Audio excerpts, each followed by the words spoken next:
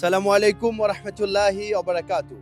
প্রিয় দর্শক, এই মুহূর্তে রয়েছি পবিত্র মিনা প্রান্তরে।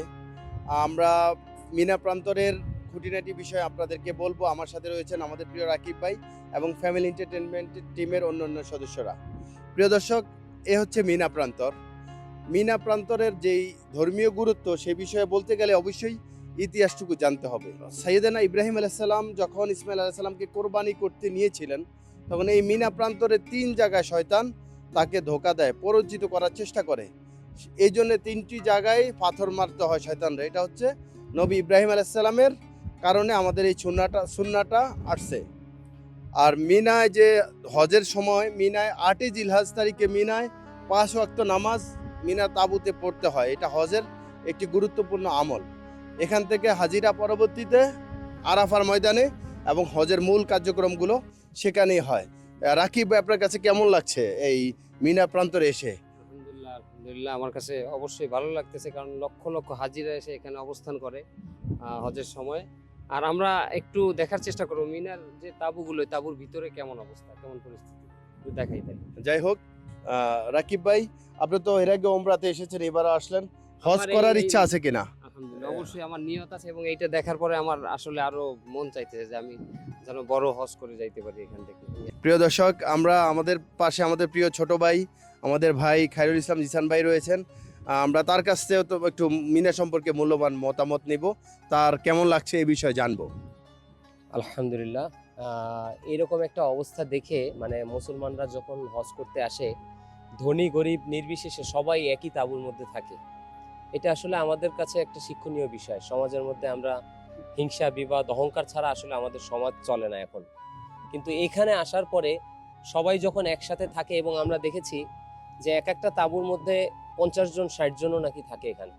তো তারা কষ্ট করে গায়ের সাথে গা ঘেঁষে সবাই এক মানে মোটামুটি কায়দায় আঁটুসাঁটু হয়ে একটা জায়গায় থাকে, কিন্তু তা কারো মধ্যে কারো অহংকার থাকে না, হিংসা থাকে না, শুধুমাত্র আল্লাহ তাআলার জন্য।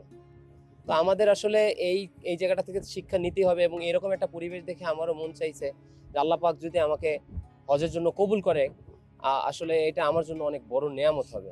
প্রিয় দর্শক, বিগত বেশ কয়েক বছরই মিনা প্রান্তরে হজের সময়, বিশেষ করে হজের সময় বৃষ্টি হয়, তুফান হয়, ঝড় হয়।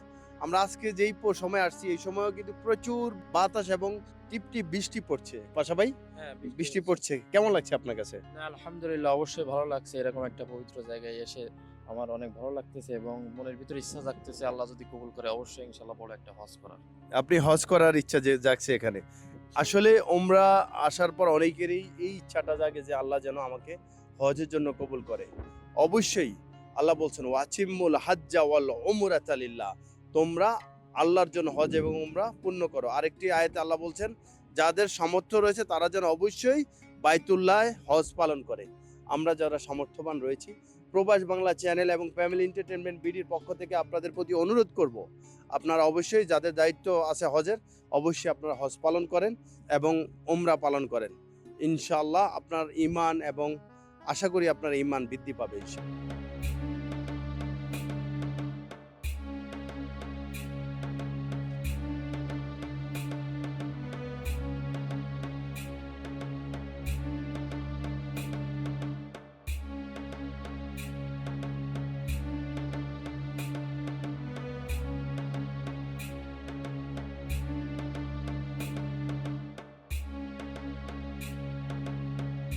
আলহামদুলিল্লাহ, আমরা মুজদালিফার পাশ থেকে যাচ্ছিলাম, হঠাৎ করেই আমরা এখানে একটা উটের দেখতে পেলাম, পাল দেখতে পেলাম উটের। আমরা এখানে দাঁড়ালাম। উটের পালটি যিনি পরিচালনা করছেন তার নাম মোহাম্মদ। সে সুদান থেকে এসেছে। আমরা একটু দেখাই, কথা বলি। كيف حالك اخو محمد؟ كيف حالك اخو محمد؟ كويس؟